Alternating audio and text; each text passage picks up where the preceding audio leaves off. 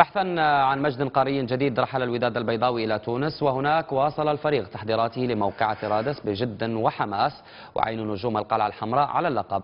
ولكن الغيابات المؤثرة في تشكيلة الوداد بالإضافة إلى الظروف التي مر منها اللقاء جعلت الكأس تدخل خزائن الترجي الذي تمكن أخيرا من معانقة اللقب والتأهل لمونديال الأندية. ولكن الفرحة التونسية قابلها دموع مغربية ليس بسبب الخسارة بل بسبب التدخل العنيف للأمن التونسي. التفاصيل نتابعها في روبورتاج بعثة ميديا أن تي في إلى تونس.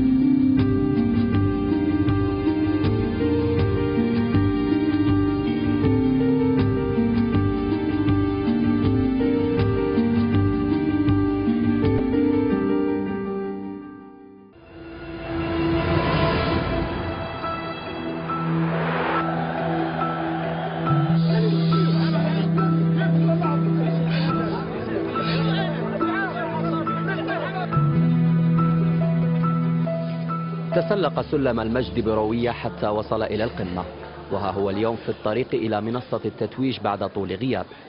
الوداد البيضاوي حل في تونس الخضراء بحثا عن ذهب القارة السمراء وبمعنويات الأبطال وصفوف فككتها الإصابات والغيابات. نجوم الفريق الذين يعانون من الإصابة كنادر المياغري وأيوب الخالقي حضروا رفقة الفريق للمساندة والمؤازرة في أغلى القمم. جيت رافق فريق الوداد خاصة كي قلت الشاب بونو، لأنه ماشي تعتبر خويا ولا بحال خويا ولا ولدي صغير، يعني اللي تمرن وتنعرف المستوى ديالو يعني بكثير، والكل كان تيتنبأ له بواحد المستقبل، وهي جاتو لوكازيون اللي غادي يلعب نهائي أي واحد يحمل يلعب نهاية كأس عصرة الأبطال باش يلتحق الكأس العالمية. ان شاء الله ما نهضرش عليه بزاف بحكم انكم ما تكتشفوا في الملعب. بالفعل يعني رغم الاصابه يعني كنحاول ما يمكن نساندوا اللاعبين معنويا، يعني المهمه تكون صعيبه ولكن ماشي مستحيل. اللاعبين ان شاء الله غادي يقوموا بمقابله كبيره ونتمنوا نجيبوا هذا الكاس هذه المغرب ان شاء الله. نحن الآن في مطار قرطاج رفقة وفد الوداد المتماسك كالجبل والباحث عن مجد أفريقي يزين خزائن القلعة الحمراء. مهمة ليست بالسهلة ما دفع الجماهير المغربية إلى القدوم رفقة الفريق للوقوف من ورائه أمام خصم عنيد اسمه الترجي.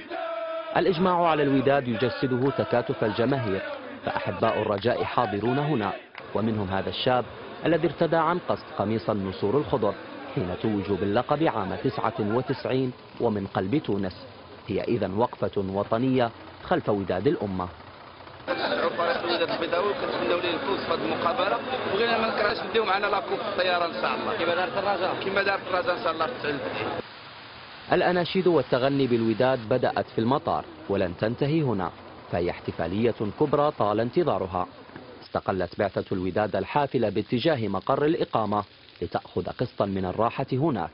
وصل نجوم القلعة الحمراء إلى منطقة جمرت حيث فندق جولدن توليب، وبعد تناول لوجبة الغداء اتجه رفاق المياغري إلى ميدان التدريب التابع لملعب رادس موقع النزال. حصة تدريبية لم يشأ أن يضع من خلالها دوكاستل خطة اللقاء، ولكن الهدف إزالة العياء والوقوف على جاهزية اللاعبين.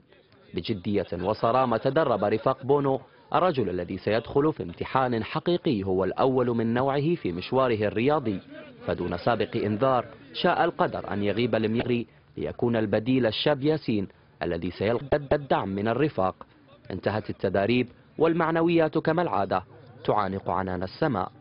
Bon, bah, c'est sûr que dans des conditions avec 3 blessés, hein, c'est bien clair. Enfin 2 sûrs et 1 on verra. Ce que Nadir va nous manquer. Mais on sait que c'est un grand gardien. Et c'est comme ça le football, il faudra faire avec. On espère que Bounou, qui le remplacera, fera un grand match et nous aidera à ramener cette coupe. Voilà. مفاجأة غير سارة كسرت هدوء معسكر الوداد. محسن ياجور وابن كجان يلتحقان بلائحة المصابين قبل ساعات عن موقعة رادس. بالنسبه لبياجور كما تعرفوا كان تصاب في اللقاء ديال المغرب التطواني بواحد لونطوكس ديال الشوفي، يعني واحد التفكك في الكاحل ديالو اللي كان طلب منه باش يدير واحد الوقت ديال الراحه.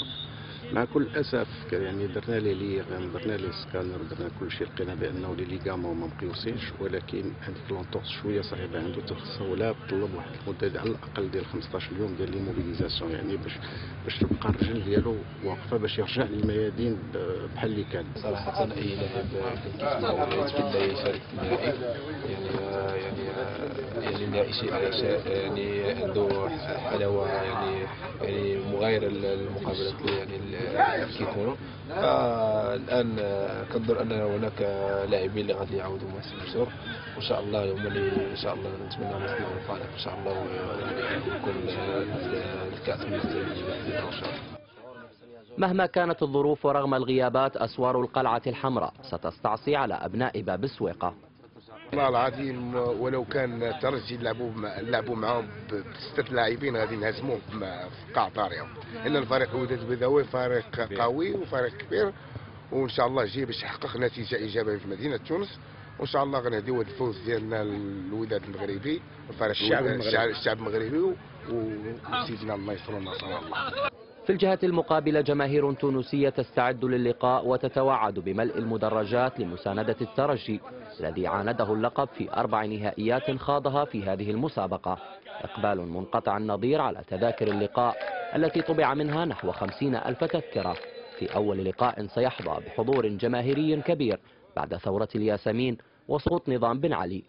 وبعيدا عن هذه الجماهير، ربان السفينة التونسية نبيل معلول يؤكد في ندوة صحفية على أن اللقب سيدخل خزائن الترجي، وأن الفريق مستعد لمقارعة الوداد، والتأكيد على مشوار رفاق الدراجي الأكثر من رائع في هذه المسابقة.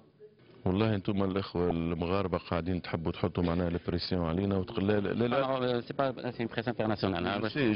جو سي قاعد معناها اون ني با فافوري. Je le dis et je le redis, on n'est pas favori. On n'est pas favori. Nous partons à chance égale. À 50-50. C'est un match très difficile à négocier. C'est une finale de Champions League. Ils sont concentrés.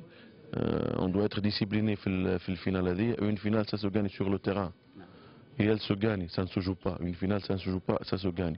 C'est ce que nous devons معناها غدوة نظهروها على الملعب وفوق الملعب. Mais nous partons à chance égale احنا والوداد. بالنسبه لي انا معناها مش يقلق نادي المياغي، صحيح معناها عنده الاكسبيريونس، مي ياسين بونو معناها عندي ثقه فيه معناها باش يكون حاضر في المقابله هذه، اما ان شاء الله نحن نكونوا حاضرين في المقابله هذه باش نفوزوا باللقب هذا ان شاء الله. ثقة الترجي بالنصر قابلتها أجواء من الحماس والتشويق عاش على وقعها فريق الوداد قبل يوم واحد من اللقاء المنتظر، وعلى المحيا معنويات مرتفعة تقول للناظرين إننا قادمون فانتظروا.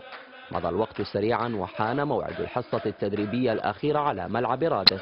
اتضحت الصورة بالنسبة لدوكاستر ونهجه التكتيكي الذي سيطبق سيلتزم تداريب خاصة، فكان التركيز على كيفية احتكار الكرة منذ البداية، وعلى الكرات الثابتة، وعلى قدرات الحارس بونو في صد الكرات الأرضية والعالية وضربات الجزاء.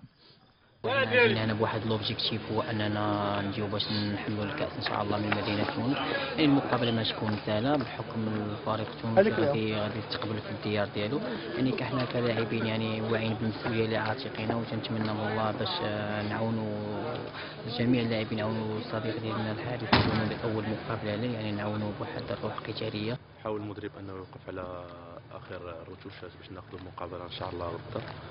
المعنويات ديال اللاعبين فهي جد مرتفعه، فما كانش المعنويات ديال اللاعبين مرتفعه في المقابله النهائيه فتكون مرتفعه. الكل كيشاهد هذا النهائي هذا. داز الشوط الاول بمدينه الدار البيضاء، عندنا الشوط الثاني ان شاء الله في ملعب رادس. غادي نحاولوا اننا نعطيو الكل في الكل، خصوصا ان عندنا غيابات اللي ما تاثرش على الفريق، ولكن غيابات اللي كتشكل العمود الفقري ديال الفريق. بعيدا عن استعدادات الوداد، اجتمع المكتب المسير للفريق الأحمر بنظيره في الترجي بحضور الاتحاد الأفريقي ومندوب الفيفا، وفي الاجتماع خلاف على مكان الجماهير الودادية داخل ملعب اللقاء، فالقلق حدوث مشاحنات في مثل هذه اللقاءات. كانوا بغاو يخليو دائما الجماهير التونسيه قريبه لهم من التحت ومن الفوق، يعني بحال بخي اون ساندويتش كيف كنقولوا بالفرنسيه، يعني ما بين نارين، الجمهور ديال تونس من الجهه اليمنى ومن الجهه اليسرى وكذلك من التحت. فاحنا رفضنا بقوه لدرجه اننا هدمنا كاع باش ما نلعبوش في المباراه، وانا كنتحمل المسؤوليه كمسؤول على الوداد، لان حتى الجماهير الوداديه راه هي مسؤوله منا، مادام مسؤول على النادي وما يمكنش ليا على ان ما نضمنش لهم السلامه ديالهم، ما نضمنش الدخول ديالهم بارتياح. أسدل الستار على مسلسل التحضيرات ولم يتبقى سوى رفع الأكف للباري عز وجل من أجل الدعاء وطلب التوفيق، لعل الكأس تبتسم لأبناء القلعة الحمراء. أشرقت شمس اللقاء المنتظر وفي مقر الإقامة جماهير حجت بالمئات لمؤازرة رفاق بونو في أقوى اختبار يمر منه الوداد ومنذ سنوات خلت.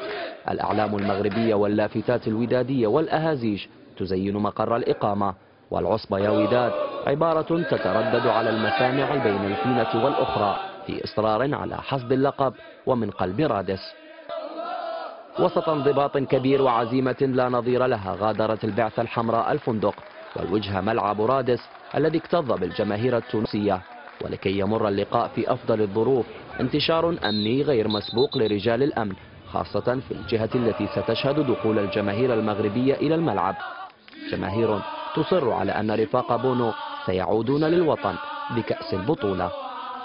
والعصبة يا وداد، والعصبة يا وداد، والعصبة يا وداد، الله الله الله الله. ان شاء الله البطوله، ان شاء الله الكوب الوداد والحظوظ كامله ان شاء الله مع الوداد. غادي نشوف بان تكون مقابله قويه وتنتمنى الفوز للوداد البيضاوي باكبر حصه ممكنه. احنا متفائلين ان شاء الله نربحوا من قلب تونس ونهزوا التيتر ان شاء الله، وبونو يا رب يكون في الفورمه ديالو. ان شاء الله الحظوظ ديالنا متوفره والفريق باحسن ما يرام، وان شاء الله نديو البطوله. مباراه اليوم ان شاء الله نفوزوا ب2-0 وغادي نديو لا كوب من هنا.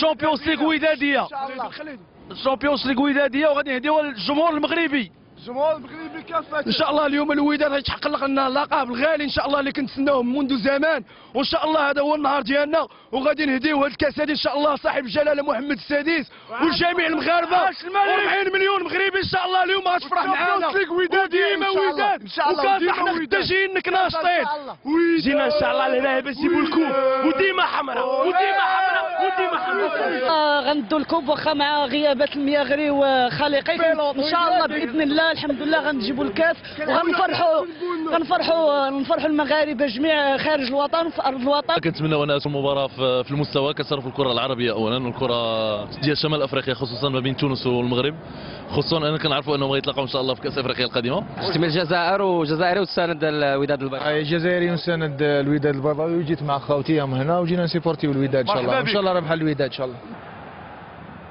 حانت ساعة الحقيقة ودخل الفريقان إلى الميدان أمام جماهير تونسية غفيرة جاءت لمؤازرة أبناء معلول، لعل الكأس تبقى في الديار ويتحقق الحلم بالتأهل لمونديال الأندية في طوكيو.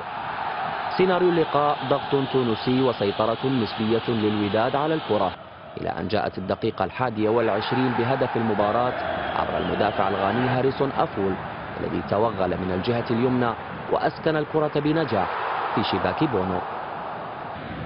المفاجأة غير السارة ستتمثل بتوتر أعصاب مراد لمسن باعتدائه على اللاعب نيانغ في الدقيقة الأخيرة من شوط المباراة الأول ليطرد مباشرة من قبل حكم المباراة الإيفواري نومانديز دوي. ورغم إكمال الوداد للقاء ب10 لاعبين إلا أن رفاق العمراني لعبوا الند للند وكانوا قريبين من إحراز التعادل، خاصة بعد دخول سكوما والقديوي وباسكال، ولكن العزيمة لا تكفي في مثل هذه اللقاءات ليتوج الترجي باللقب. وبكل روح رياضية صفقت الجماهير التونسية لنجوم الوداد وهم يتوجون بالمركز الثاني الذي لم يرشحهم أحد للوصول إليه. انتهت المباراة بفرحة تونسية، ولكن الجماهير المغربية والتي لا يعنيها مراسم التتويج وهي تحاول الخروج من الملعب فوجئت برجال الأمن يستخدمون الغازات المسيلة للدموع والهروات بشكل غير مبرر، ما أدى إلى وقوع عدد من الإصابات في صفوف الجماهير وحتى الرفاق في مهنة المتاعب، لتنقل بعض الحالات على وجه السرعة إلى المستشفيات التونسية لتلقي العلاج. خرجنا من الغازات والبوليس بقاو كيضربوا فينا. الشرطه ديالهم عطاونا رساله مسيله للدموع والعصا. انت الدليل، انت الدليل.